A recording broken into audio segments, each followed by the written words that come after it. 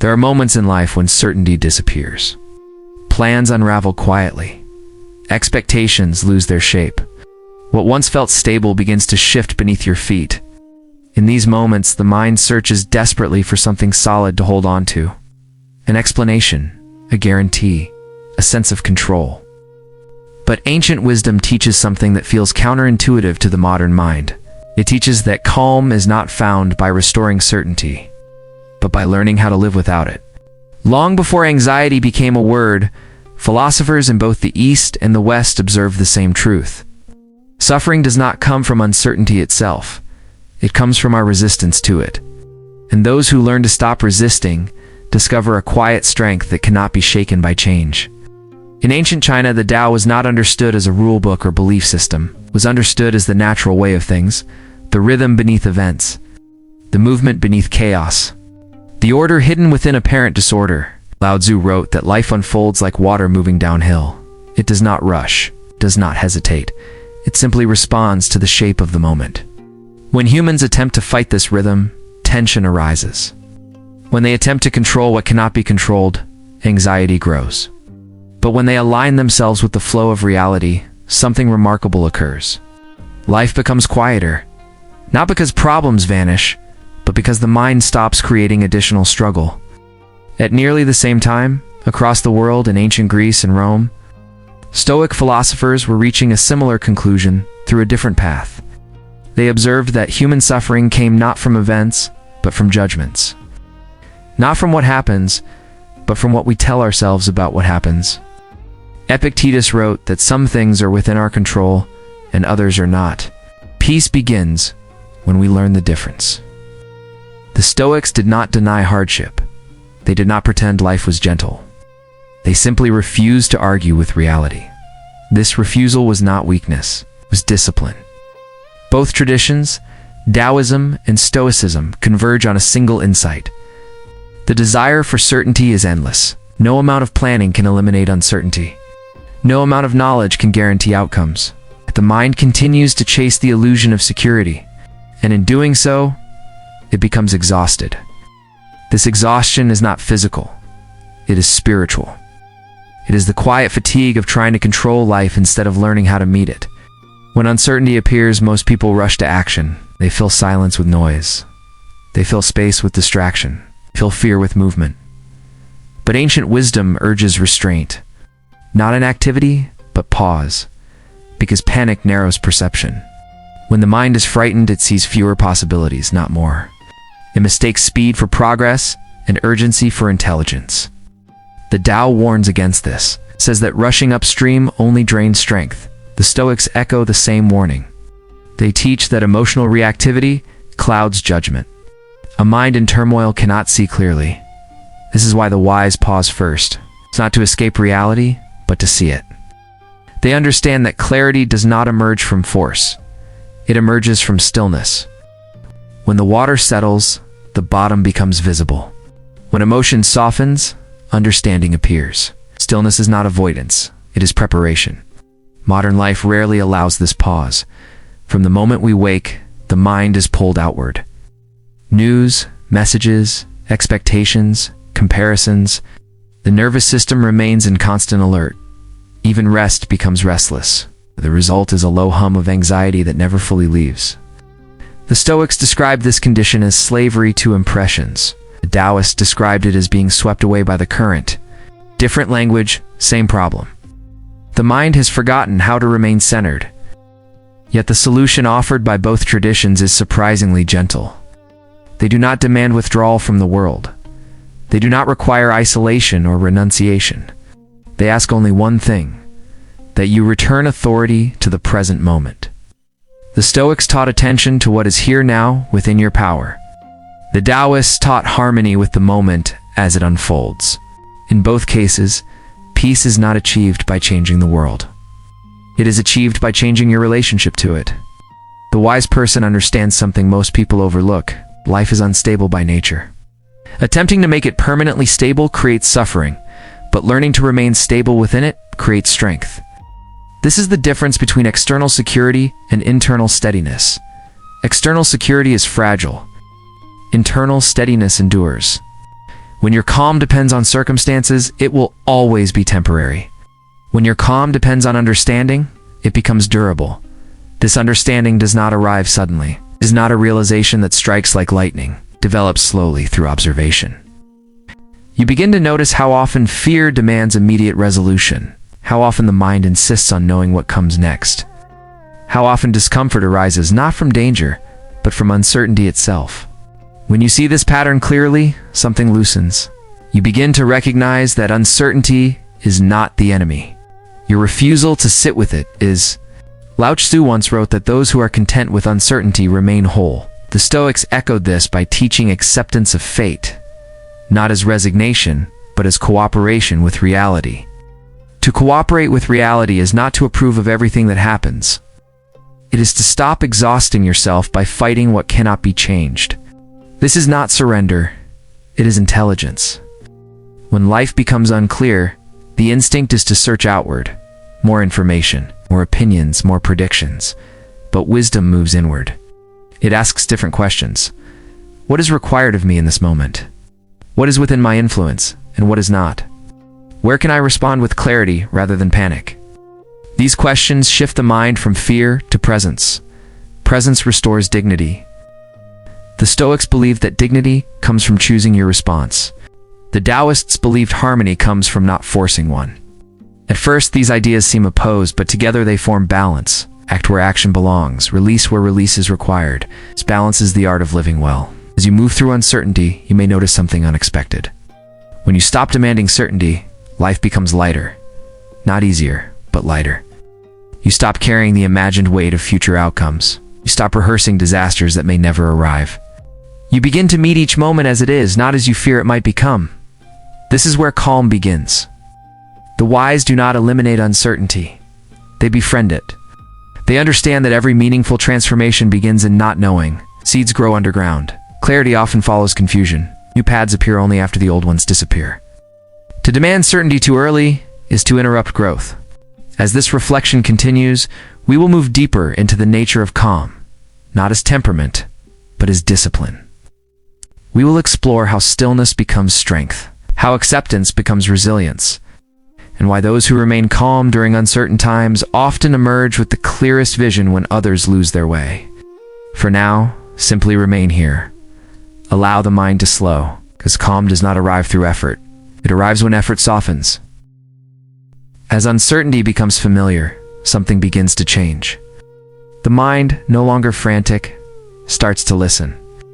It notices that fear does not come from what is happening, but from the demand that something else should be happening instead. This demand lives quietly beneath thought.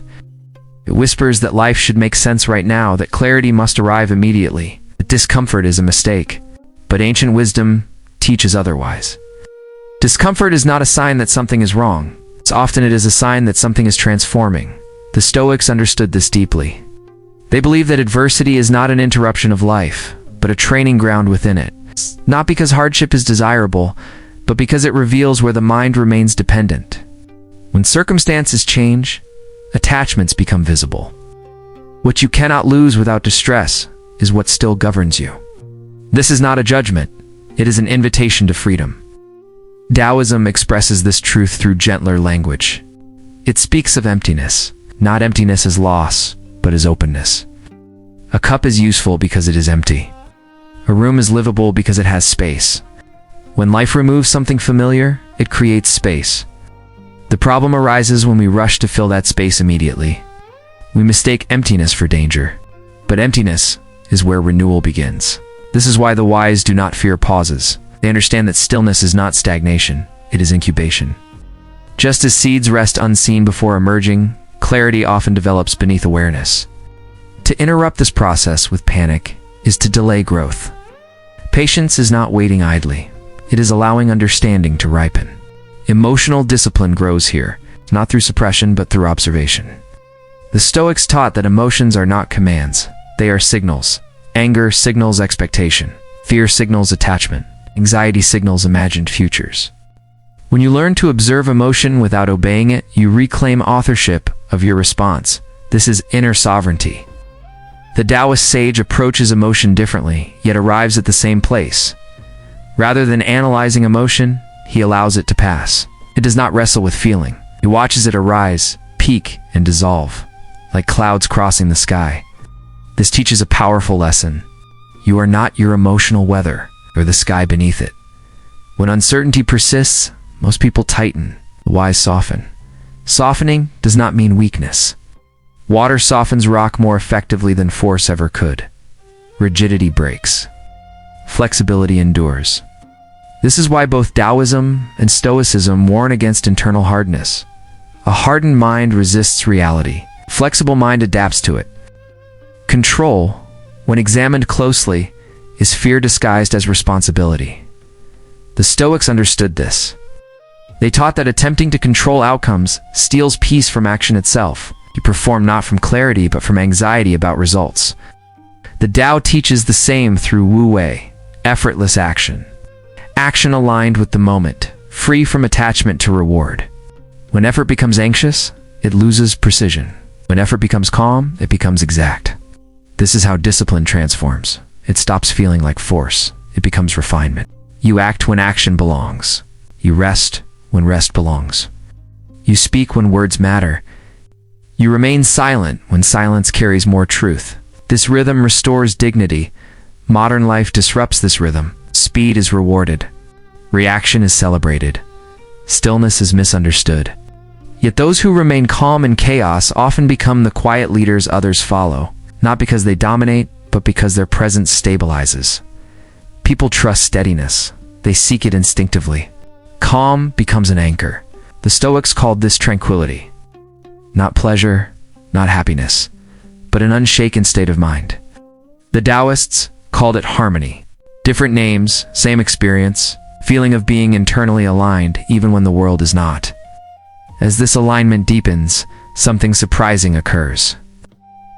The future becomes less threatening, not because it becomes predictable, but because you trust your capacity to meet it. Confidence shifts from outcome to character. You stop asking, "What will happen?" and begin asking, "How will I respond?" That question contains power. You realize that no situation can take away your ability to choose your posture, calm or panic, presence or resistance, wisdom or impulse. This choice exists even in hardship, especially in hardship. This is the quiet freedom both traditions point toward. The wise do not seek to escape uncertainty. They learn to stand within it, to breathe within it, to remain intact while it unfolds. They understand that clarity often arrives only after patience has been practiced, not before. As this reflection continues, we move toward its deepest layer. Not understanding, not discipline, but integration. How calm becomes a way of being. How presence becomes identity.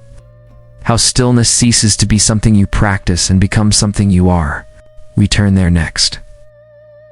There comes a moment when seeking understanding gives way to being, not because questions have disappeared, but because the mind no longer demands immediate answers. This is where wisdom begins to feel lived rather than learned. Stillness stops being something you return to. It becomes something you carry. The wise do not wake each day trying to remain calm. They simply no longer feed what disturbs their calm. They have learned slowly what deserves attention and what does not. This discernment is not coldness. It is care directed inward. When uncertainty appears, they do not rush to interpret it.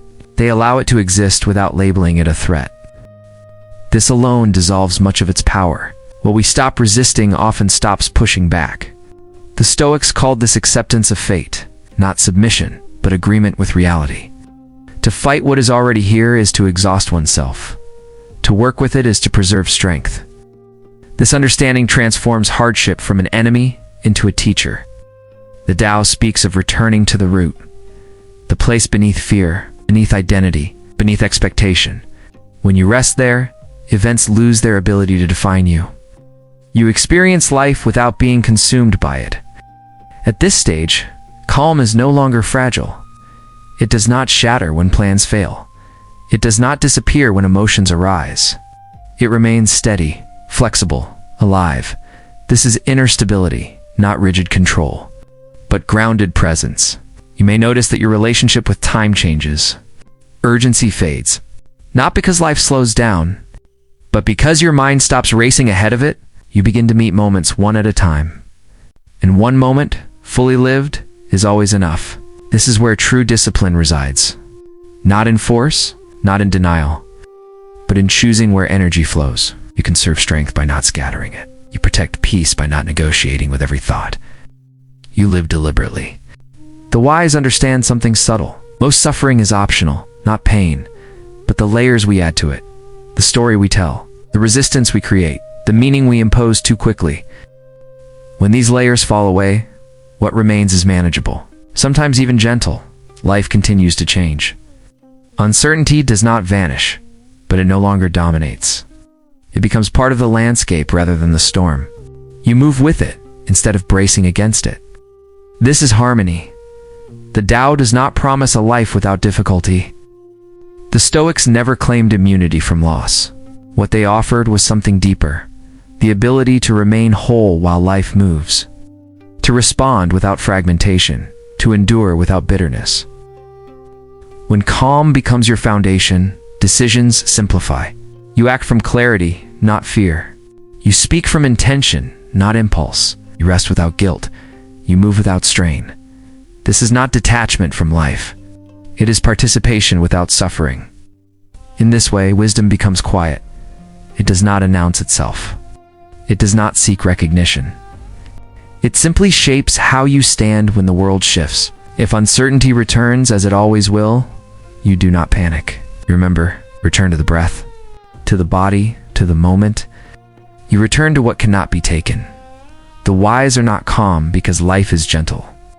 They are calm because they no longer demand that it be.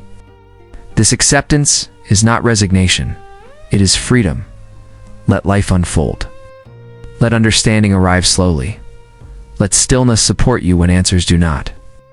The way is not something you chase. It is something you walk quietly.